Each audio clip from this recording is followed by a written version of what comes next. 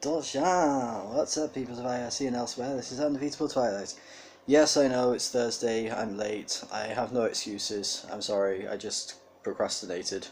But I'm here now, I'm doing it, and if you're wondering why I'm at such a strange angle, it's because my phone is low on battery, so I need to keep it plugged in, and this is the only way I can do that and have it propped up on my laptop so I can still film a video for you guys. So, I'm going to do another chapter. Better late than never, right? So let's do it. Story time. Chapter 27. It was the same hill, and yet not the same. This time it was not an informational illusion. This was Cricket itself, and they were standing on it. Near them, behind the trees, stood the strange Italian restaurant which had brought these, their real bodies, to this, the real, present world of Cricket. The strong grass under their feet was real, the rich soil real too, the heady fragrances from the trees too were real, the night was real night. Cricket. Possibly the most dangerous place in the galaxy for anyone who isn't a cricketer to stand, the place that could not countenance the existence of any other place, whose charming, delightful, intelligent inhabitants would howl with fear, savagery, and murderous hate when confronted with anyone not their own. Arthur shuddered. Slartibartfast shuddered. Ford, surprisingly, shuddered.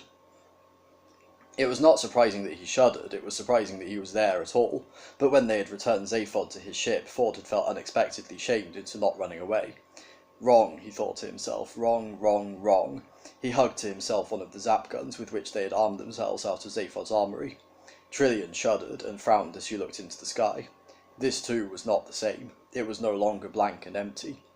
Whilst the countryside around them had changed little in the 2,000 years of the cricket wars, and the mere five years that had elapsed locally since cricket was sealed in its slow time envelope 10 billion years ago, the sky was dramatically different. Dim lights and heavy shapes hung in it.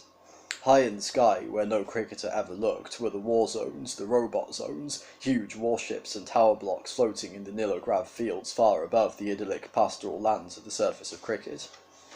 Trillian stared at them and thought. "Trillian," whispered Fort Prefect to her. "Yes," she said. "What are you doing?" "Thinking." "Do you always breathe like that when you're thinking?" "I wasn't aware that I was breathing. That's what worries me."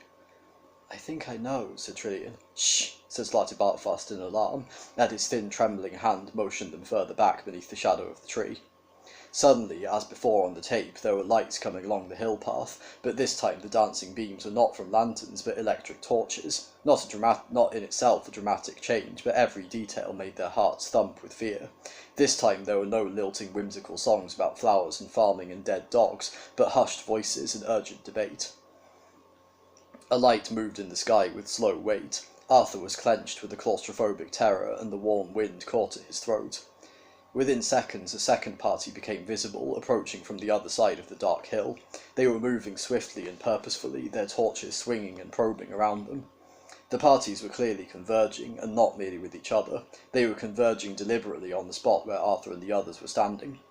Arthur heard the slight rustle as Ford Prefect raised his zap gun to his shoulder, and the slight whimpering cough as Slartibartfast raised his. He felt the cold, unfamiliar weight of his own gun, and with shaking hands he raised it.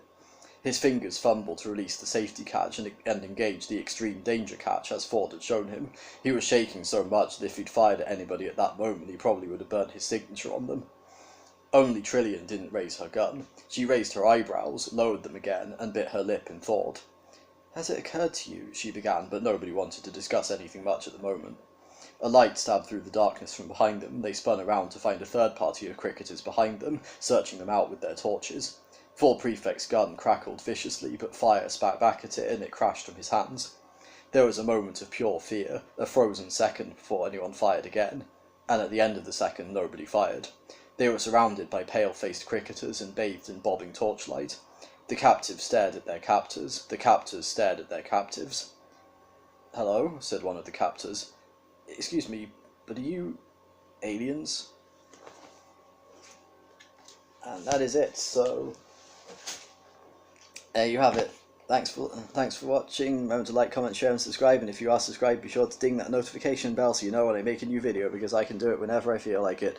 Thanks to my patron Angel. If you want to support me on Patreon and have one of your stories read, then please do. The link's in the description. And also, if you like stories, then you should probably check out Angel's Amazon page, because he writes awesome stories. and you should probably buy some.